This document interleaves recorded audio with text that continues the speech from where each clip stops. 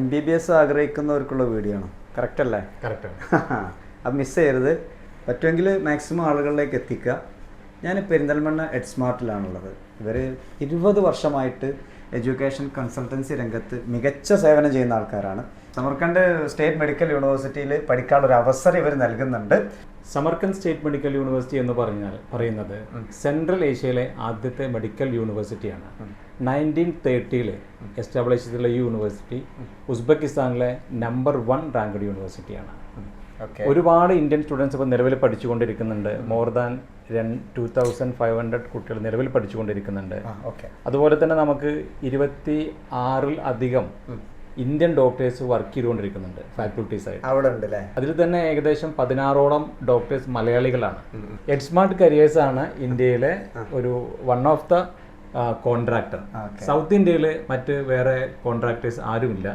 NEET qualify ആയിട്ടുള്ള കുട്ടികൾക്ക് പിന്നെ അഡ്മിഷൻ എടുക്കാൻ കഴിയും. അതിന് ഇനീഷ്യലി പ്രൊഫഷണൽ അഡ്മിഷൻ ലെറ്റർ എടുക്കുന്നതിന് വേണ്ടിയിട്ട് വേണ്ട ഡോക്യുമെന്റ്സ് 10th +2 നീറ്റിന്റെ score card, passport copy, photograph, പിന്നെ വിസ അസിസ്റ്റൻസ് എല്ലാം നമ്മൾ തന്നെയാണ് ചെയ്യുന്നത്. അപ്പോൾ അതിന്റെ ബാക്കിയുള്ള A to Z processing assistant നമ്മൾ ചെയ്യും. അതുപോലെ തന്നെ അവർക്ക് ഈ ഒരു 6 വർഷ കാലാവധിയിൽ നമ്മൾ അതിന്റെ എൻറ്റയർ ആയിട്ടുള്ള അവരെ ടേക്ക് കെയർ നമ്മുടെ കോൺട്രാക്ടിന്റെ അണ്ടർ തന്നെ ആയിരിക്കും. ട്യൂഷൻ ഫീസ് വരുന്നത് $3500 ഉള്ളൂ ഒരു വർഷം. എന്ന് വെച്ചാൽ ഇന്ത്യൻ റുപ്പിയിൽ കാൽക്കുലേറ്റ് ചെയ്യുകയാണെങ്കിൽ നമുക്കൊരു 3 ലക്ഷം രൂപ ആണ് ട്യൂഷൻ ഫീ വരുന്നത്. അങ്ങനെ 6 വർഷം ട്യൂഷൻ ഫീ എന്ന് പറയുമ്പോൾ ഏകദേശം ഒരു 18 ലക്ഷം രൂപ. എക്സ്ട്രാ അവിടെ ഹോസ്റ്റലിന്റെ ചാർജ് വരും, ബസിന്റെ ചാർജ് വരും, പോയി വരാനുള്ള യാത്രാ എക്സ്പെൻസുകൾ വരും, എയർ ടിക്കറ്റ്. താമസം നമ്മുടെ പിന്നെ ഹോസ്റ്റല് യൂണിവേഴ്സിറ്റിന്റെ ഹോസ്റ്റൽ തന്നെ, ഗവൺമെന്റ് ഹോസ്റ്റൽ തന്നെ അവിടെ ലഭ്യമാണ്.